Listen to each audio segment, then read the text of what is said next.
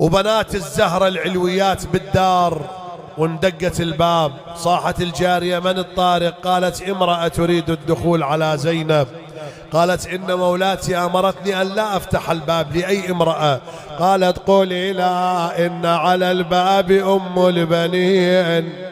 سمعت صوتها زينب صاحت: يا الفواطم فكني الباب، فكني الباب، وتلقن شريكتنا بالمصاب.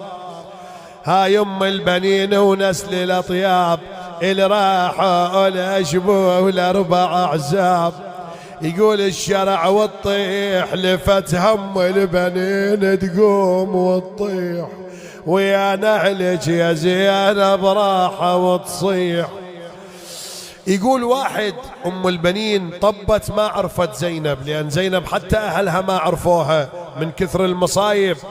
يقول تعدت ام عباس من زينب ترى، وتنشد النسوان ياهي هالمرة، يعني زينب ها كثر متغيرة، يعني زينب ها كثر متغيرة.